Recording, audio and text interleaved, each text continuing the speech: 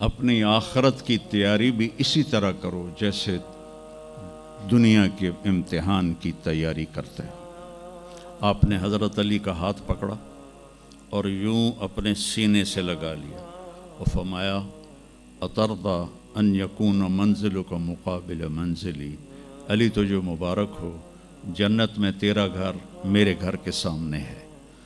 تو وہ رونے لگے۔ لیکن یہی علی جن کو خوشخبری ملی ہے کہ تیرا گھر میرے گھر کے سامنے ہوگا، کسی کو یہ خوشخبری نہیں ملی سوائے مولا علی کے، وہ رات کی مناجات میں روز تڑپتے روتے ہوئے یہ کہتے تھے آہن آہ من قلت الزاد و بعد السفر و وحشت الطریق، ہائے اللہ، ہائے اللہ، ہائے اللہ، میرے پاس عمل تھوڑا ہے۔ تھوڑے عمل والے کا گھر نبی کے گھر کے سامنے بنتا ہے؟ میرا عمل تھوڑا ہے، رستہ تنہا ہے، کبھی دیکھا نہیں اندیکھا ہے، یا اللہ پتہ نہیں میرا کیا بنے گا۔ یہ روز کی پکار اور مناجات تھی۔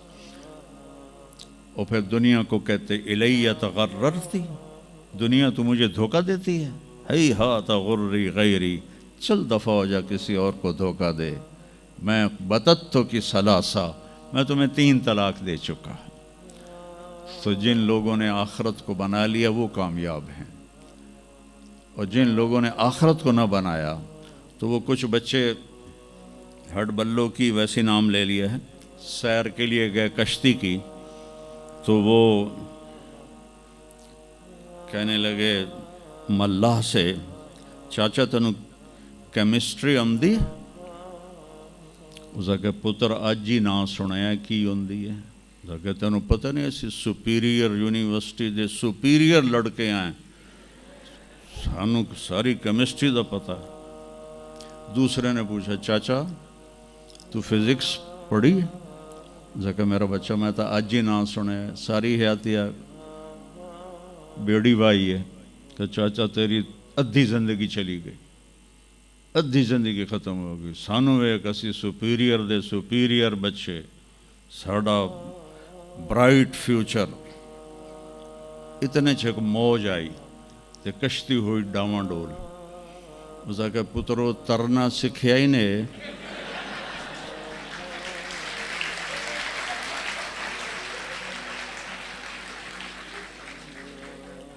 وہ آکھن لگے کوئی نہیں سکھیا، سوئمنگ پول کوئی نہیں سپیریئر ہے۔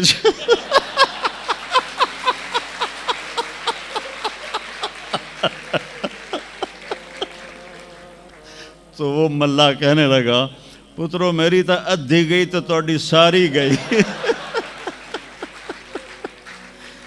تو میرے بچوں مرتے وقت ایسا نہ ہو کہ تم کہہ رہے ہو ساری برباد ہوگی۔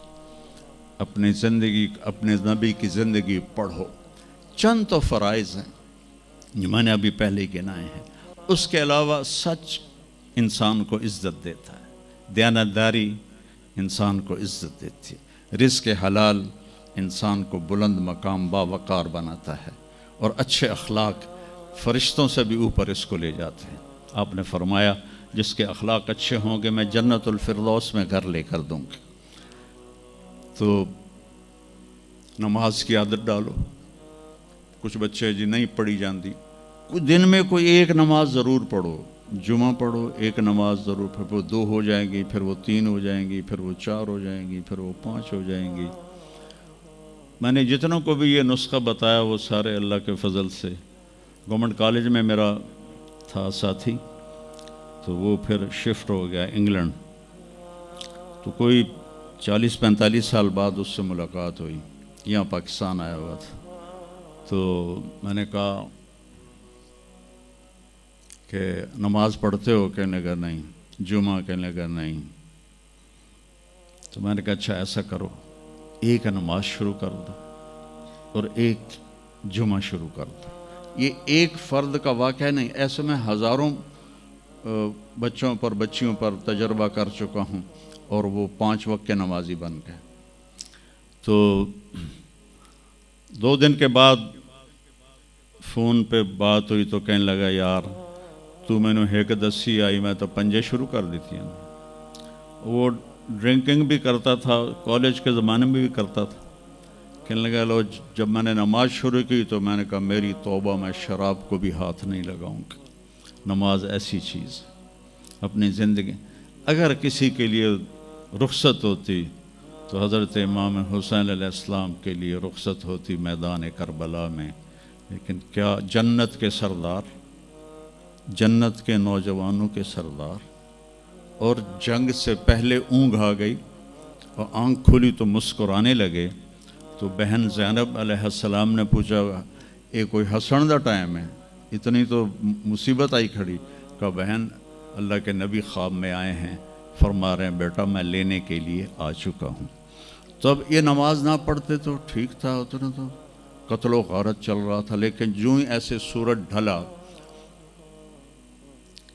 تو آپ نے زہیر تھے آپ کے رائٹ سائڈ پر جھنڈا اٹھانے والے, اور لیفٹ پر تھے حبیب, اور درمیان میں تھے عباس اپنے بھائی. تو آپ نے زہیر کو بلایا, کہا یہ شمر سے کہو تھوڑی دیر رک جاؤ میں نماز پڑھ لوں. تو زہیر نے شمر سے کہا, تو شمر نے کہا ہم جنگ نہیں روکیں گے, ہم سر اڑائیں گے. تو انہوں نے واپس آ کر کہا جی وہ انہوں نے جنگ روکنے سے انکار کر دیا ہے, اللہ کی قسم اب ان کے لیے کھلی اجازت تھی کہ یہ چھوڑ دیں اور سر کٹا دیں. لیکن آپ نے فرمایا سر کٹ سکتا ہے, نماز نہیں چھوڑ سکتی. آپ نے کہا آدھے لڑو آدھے نماز پڑھو. تو آدھوں کو جنگ پہ لگایا, آدھوں نے نماز پڑھی. پھر ان آدھوں کو جنگ پہ لگایا اور جو جنگ پر تھے ان کو نماز پڑھوائی. سب کو ظہر کی نماز پڑھوائی, اور عصر سے پہلے سب کے سر کٹ کے نیزوں پہ چڑھ چکے تھے. وہاں 1445 سال میں ایک واقعہ ہے جہاں نماز کی رخصت نظر آتی ہے. لیکن میرے نبی کے نواسے نے ایک مثال قائم کی, پوری امت کو ایک پیغام دیا کہ زیر خنجر بھی یہ پیغام سنایا ہم نے, نماز نہ چھوڑو. کبھی قضا ہو جائے تو رات کو سونے سے پہلے قضا دے کے سویا کرو.